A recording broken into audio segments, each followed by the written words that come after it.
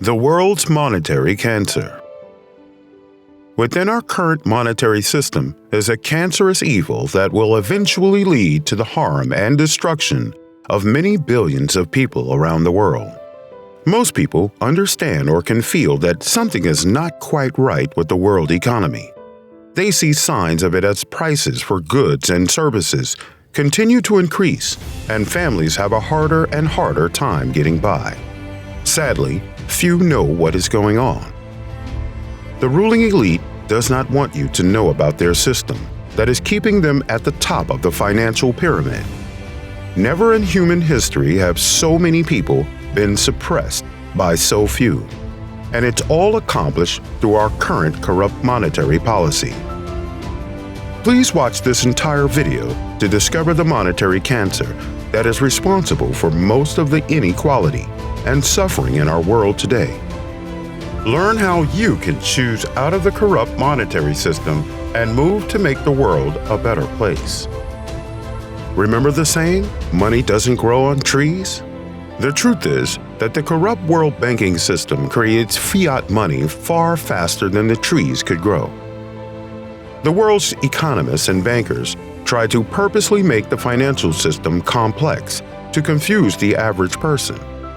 Understanding the evil that is going on and how it affects you is easy to understand. It starts with a politician that says, "Vote for me and I will get you more free stuff than my opponent." Now, to give the voters that free stuff, the politician must take the country's money and purchase or provide the free stuff to give it away. Over time, as more and more politicians incorporate this tactic, soon the country is spending more than its income. This is called deficit spending and is where we are today with the world's governments. Now, to pay for that deficit spending, the government's Treasury Department borrows currency by issuing a bond. So, what is a government bond? A bond is nothing more than a nicely printed "I owe you." This paper says, "Loan me $1 trillion today, and I promise to pay you back over 10 years with interest." Bonds are a country's national debt. These glorified government IOUs are to be paid back by you and your descendants through the taxes you will pay in the future. Therefore, in simple terms, when a government issues a bond, it steals the future's money so that it can spend it today. The government needs to sell these bonds, and to do that, the Treasury Department holds a bond auction. This auction is really where the world's largest banks go to support the monetary scheme and buy a part of a country's national debt to make a profit on it by earning interest. The Treasury Department takes the bank's money and disperses it to various branches of the government, where those departments go about spending it. Now, this is really where it gets good. Through the corrupt shell game scheme called open market operations, the banks get to sell some of those bonds to the government's Federal Reserve at a profit. To pay for the bonds, the Federal Reserve takes out its checkbook and writes a bad check that should bounce because they are drawn on an account that always has a zero balance. When you or I write a check, what we are doing is creating an IOU. You give that IOU to a person or business, and all they have to do is go to the bank and exchange it for cash that is in your account. This is not so with the Federal Reserve. The Federal Reserve just types in some numbers into a computer and gives out checks for nothing they have in their account. To quote from the Boston Federal Reserve, "When you or I write a check, there must be sufficient funds in our account to cover the check. But when the Federal Reserve writes a check, there is no bank deposit on which that check is drawn." When the Federal Reserve writes a check, it is creating money. Now, the banks take that Federal Reserve money, which just so happened to magically appear from nowhere, and then goes once again to the next Treasury auction to buy bonds once again to sell to the Federal Reserve for a profit. You need to understand this process, so we will recap. The government's Treasury Department issues bonds or glorified IOUs. The banks buy those IOUs with currency in their bank. The bank takes those bonds to the Federal Reserve, where the Federal Reserve writes out a check. which is also an IOU, for what the bank paid for the bond plus a little extra for their trouble. Presto, the currency is magically created. So, what is going on is the Treasury and Federal Reserve are just swapping IOUs, using the banks as middlemen to make everything look legitimate. The Federal Reserve has a buildup of government bonds, and the Treasury Department has the cash they need to pay for all their stuff. This process repeats and repeats, making money for the banks and creating more national debt for the citizens to pay back in the future. Now, the money from the different government departments goes to their contractors and employees to pay for goods and services. The government employees and contractors take their checks and deposit those funds into the banks. When the money is deposited into a bank account, it is not being safely held for you. What is happening instead is your deposit is a loan to the bank, and within certain legal limits, they can do with it pretty much anything they please. They can use your money to gamble on the stock market, purchase more bonds, or loan it out for a profit. At the banks, our monetary cancer gets out of control because banks assist the Federal Reserve in looking legitimate by transporting the IOU bonds from the Treasury to them and then taking their fraudulent checks for payment. The Federal Reserve further assists the banks. The Federal Reserve allows the banks to do something called fractional reserve lending. Banks are allowed by the Federal Reserve to keep only a fraction of all the deposits and loan out the rest.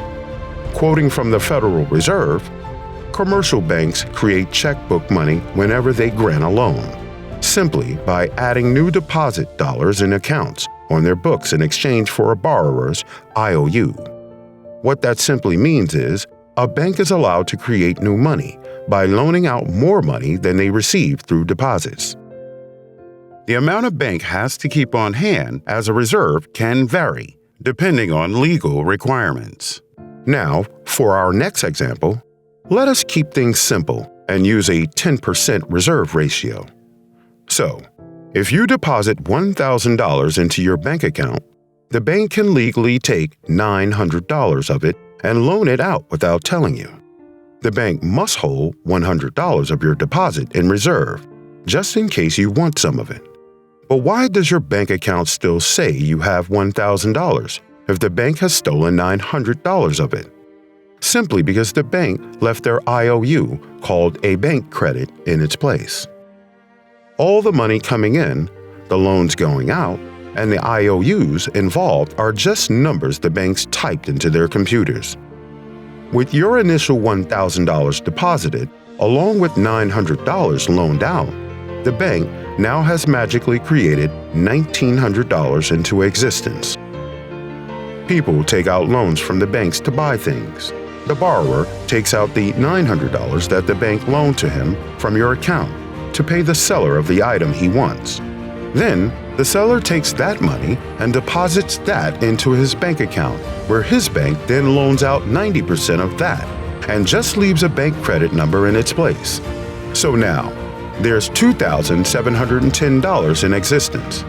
With the 10% reserve ratio, this process repeats and repeats, and with just the initial $1,000 deposit, the Federal Reserve allows banks to create up to $10,000 in bank credit. Reserve ratios can vary around the world.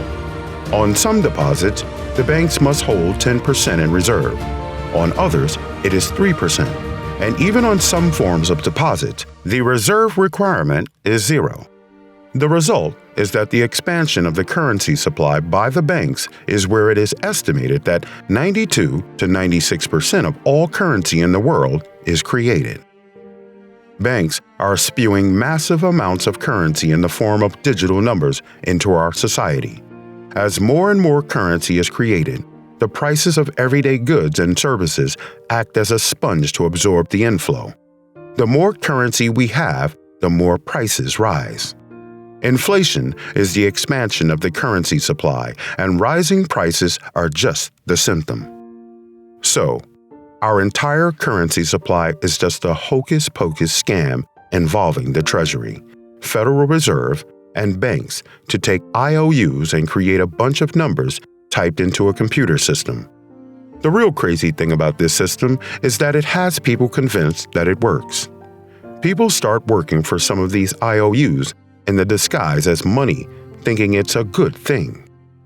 True wealth is your time. People take their lives and trade away moments of time hour by hour, day by day, and year by year, just for numbers that somebody printed on pieces of paper or just typed into a computer.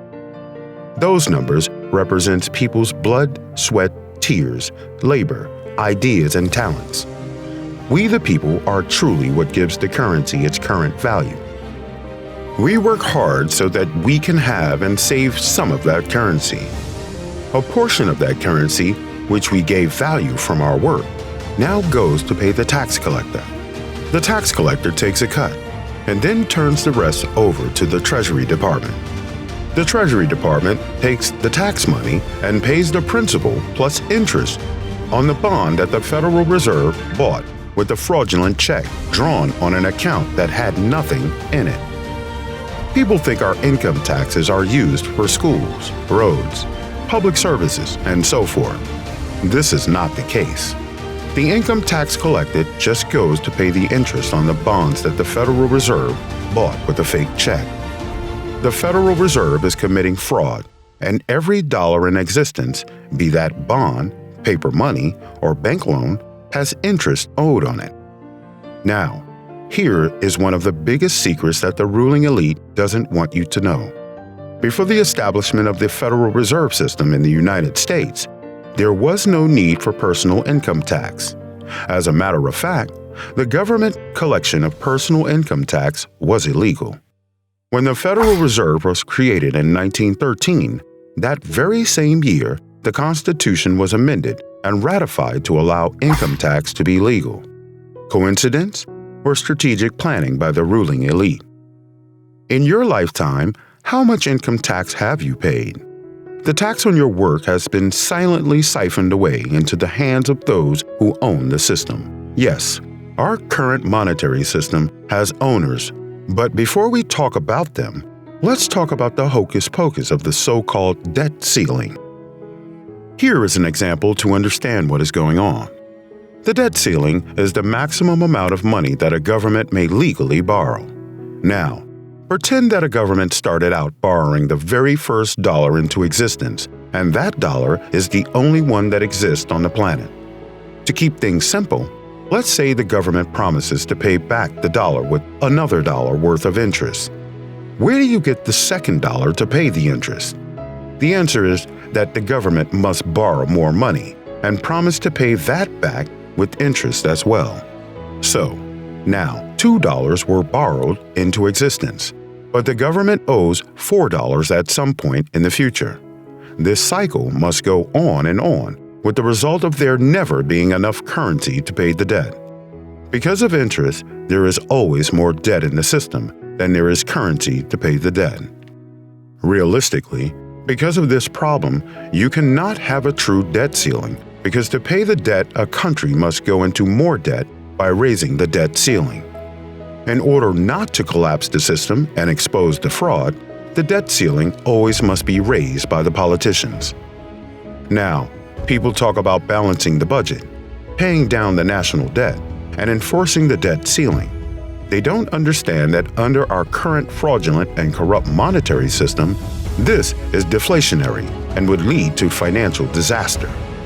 Paying down debt in our current system would reduce the money supply in the market, causing our money to gain value. Commodities like gold and silver would be reduced in price, and that effect would just expand outward to all other products and services. Think of it like this. A year ago, you went to a third world country and took $1,000 of spending money. You exchanged that for the local currency and received $50,000 of the local currency to make purchases. You enjoyed your vacation in style and even got to enjoy 10 mangoes for $10 of the local currency each.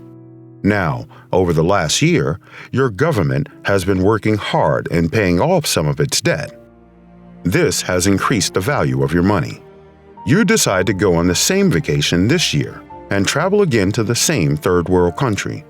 Now, because of the strong value of your currency, you exchange your $1,000 for $100,000 of the local currency. You got to even enjoy your vacation with more style because you had more money to spend. You even got to enjoy 20 mangoes because they still cost $10 each. Because of the sponge effect with the money supply and prices of everyday goods and services, with the paying down of debt, prices should be reduced. Because people don't understand or care about this sponge effect, the result of a deflationary economy is confusion and problems. The reduction of prices causes companies to think they are not making as much money, even though their money is now worth more. This then leads to silly decisions where companies keep pricing the same or begin to reduce the production of goods to try to raise prices by having less supply in the market and therefore make more money. Now, with the fewer goods being produced, there are fewer employees needed, so people are fired. That then leads to people not being able to purchase as many goods or services, and therefore companies must further reduce their output, and the vicious cycle continues around and around towards total economic collapse. Now, in our current corrupt economic system, just by paying back the dollar that you borrowed with the dollar you received does not cancel out the debt. You still have the remaining debt in place from originally borrowing it. Since merchants, employees, creditors, and so forth want to be paid what is owed to them for their work and services, the whole illusion collapses because there is no means for a government to pay back the debt without creating new debt. This is why any talk of a debt ceiling under our current system is not only ridiculous, but crazy. No matter how we look at it, the whole system is impossible to continue. It is impossible to stop without collapsing the whole economy, and it also is impossible to continue indefinitely with ever-increasing levels of national debt just to continue. Our current monetary scam will come to an end one day and collapse under its own weight. This is the reality we live in when dealing with fiat currency, the Federal Reserve, and the established banking system. The current monetary policy is just a continuation of the age-old scam that the ruling elite have been using for millennia. There has never been a fiat currency that has survived this monetary scam. History has shown there have been over 60,000 incidences of currencies collapsing under their own debt weight. These collapses have caused many millions of lives to be needlessly lost and tremendous amounts of suffering. Financial experts and historians estimate that the upcoming financial disaster will lead to direct cause of death for hundreds of millions, if not into the billions of people around the world. How does this happen? Very simply. As a currency is no longer trusted because of the huge amount of debt and the fear of a government's ability to pay, the currency is no longer accepted by some merchants. This leads to the other merchants that are willing to accept the currency to raise their prices to mitigate the risk of dealing with the currency. That then leads to more and more merchants not trusting the currency, and the inflationary fire soon becomes a raging inferno until the currency is worthless. Contractors and employees no longer will work for the government's worthless currency, and all over the country, alternative forms of payment are flocked to, like gold and silver. Since the average person does not have a majority supply of alternative currency, this leads to people not purchasing as many goods and services. That in turn leads to companies downsizing their workforce, which in turn causes more and more people not to have any ability to pay for products, and the cycle continues. The rich still own their land, houses, cars, boats, and companies, so they only lose the wealth they had in the system banks. The poor were poor, so they did not have very much in the monetary system to begin with. It is the middle-class working force that was in debt or had all their money in the bank or tied up in company stocks that are hit the hardest. They now have lost everything and have become poor, and many have already lost their jobs. In just a short time, the society's workforce is reduced, and its productivity is stopped. Survival ensues, with many people fighting for a single job opening to just provide the necessities for their families. History has shown that during this time, many people have died of starvation, riots, wars, and so forth, as the ruling elite goes about resetting governments according to their wishes. The United States founding fathers knew of the dangers of fiat currency, central banking, and the debt-based monetary system. They fought to free themselves and their posterity from this very thing. To protect future generations from this monetary scam and out-of-control government, they wrote in the Constitution that only gold and silver can be money. It is only because of corruption in government and the unwillingness of the people to take a stand that the unconstitutional monetary system was ever put in place. This system is a fraud, a pyramid scheme, a Ponzi scheme, a scam, and a lie. Our entire monetary system is just a form of legalized theft that only benefits those who create the currency. Federal Reserve or central banks are not government-run organizations, but privately owned businesses with stockholders. The stockholders own a percentage of ownership in the corporation.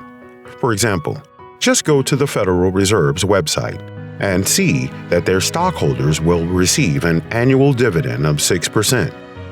The stock in the Federal Reserve was originally issued to the largest banks in the United States. Over the years, many mergers and acquisitions have now hidden who owns stock in the Federal Reserve, and that secret remains hidden. We can guess that the stock owners are the banks that make the profits from selling a part of the government's national debt bonds back to the Federal Reserve, who buys them with a fake check. Then, the taxpayers must pay the principal and interest on those bonds, so the Federal Reserve can pay the bank owners 6% dividend. The deception of the system is purposely complex to try to confuse and hide the monetary fraud. James Maynard Keynes wrote, "By this means, government may secretly and unobserved confiscate the wealth of the people, and not one man in a million will detect the theft." Here is a simple recap of the complex monetary system. Step 1. The government creates glorified IOUs as bonds to increase our national debt for the citizens to pay back later. Step number 2. Banks buy the bonds to sell to the Federal Reserve that they most likely own for a profit. The Federal Reserve opens its checkbook that has a zero balance and writes a fraudulent check, IOU, to buy government's IOUs. The check is given to the bank and currency is now created from nothing. Then, this whole process just repeats with a buildup of bonds at the Federal Reserve and currency at the Treasury. Step 3. The Treasury deposits the currency into different government branches to spend on promises, public works, social programs, employees, war, and so forth. Then, the contractors, soldiers, and government employees take their pay and deposit it into the banks. Step 4. The banks magically multiply the deposits by inventing more currency IOUs through a system called fractional reserve lending. This is where they steal a portion of everyone's deposits and loan them out for interest. That process continues again and again, magnifying the currency supply exponentially as the loans are redeposited and another stolen portion is loaned out again. Step 5. People trade their time by working for this magically invented currency that gets taxed. We pay taxes to a collection agency, IRS, that then turns those taxes back to the Treasury. The Treasury then pays the principal and interest on the bonds purchased by the Federal Reserve with a check from nothing. Step 6. The ruling elite that owns the world's largest banks owns the Federal Reserve. The elite makes a profit by having the banks selling our national debt to the Federal Reserve they own. They make a profit when the Fed pays the banks interest on the reserves held at the Fed. Finally, they make even more profit when the Federal Reserve pays them their 6% dividend on their ownership. Step number 7. The current monetary fraud is designed to require ever-increasing levels of debt making. the government's debt ceiling continue to rise until eventually it will collapse under its own weight. Because of our modern worldwide economy, financial and historic experts expect the next financial disaster will lead to the deaths of hundreds of millions, if not over a billion people worldwide, as the world's poor are fired from their jobs and the great tumultuous chaos that will ensue. This system is evil, and it is designed to funnel the wealth from the working population into the government and the banking sector. It is the cause for the modern economy's drastic fluctuations over the decades. It ever expands the gap between the wealthy and the working class, and is just a form of enslavement as we steal the prosperity of tomorrow so we can spend it today. Johann von Goethe said, "The best slave is the one who thinks he is free." Sir Josiah Stamp, former director of the Bank of England, said, "The modern banking system manufactures money out of nothing." The process is perhaps the most astounding piece of sleight of hand that was ever invented. Banking was conceived in inequity and born in sin. Bankers own the earth. Take it away from them, but leave them the power to create money and control credit. And with the flick of a pen, they will create enough money to buy it back again. But if you want to continue as the slaves of bankers and pay the cost of your own slavery, let them continue to create money and to control credit. There is hope, and people can make choices to step away and prepare for the unavoidable collapse. It is the educated public that is the greatest threat to this false monetary system, and they are the ones that can build a better future for the generations to come. Samuel Adams said, "It does not take a majority to prevail, but rather an irate, tireless minority, keen on setting the brushfires of freedom in the minds of men." So, let's ask the big question. What can be done? First, share this video with others. It is the united minority that can truly change the world. Second, learn about cryptocurrency. The first cryptocurrency, Bitcoin, was created as a way for the average person to step away from the corrupt monetary system. Since 2009, there have been numerous other cryptocurrencies created. Many are improvements to Bitcoin's design, where others are just coins built to scam people out of their money. With the current cryptocurrency flood, many people find themselves wondering, what is the solution? The Drala. Third, learn about the Drala and why it is different. The Drala is a cryptocurrency that specifically was created to address the shortcoming with other cryptocurrencies and address the world's monetary cancer. It is run by the community of coin holders. It has a true monetary value by being backed with the tangible assets like gold and silver that grow over time. It is fast, secure, private, environmentally friendly, and transaction-free. Fourth, get your own Drala and support the community members and partner businesses. Use your Drala as you would regular money to create a better future for the generations to come. You too can take a stand against the monetary cancer and be a force for positive change in the world.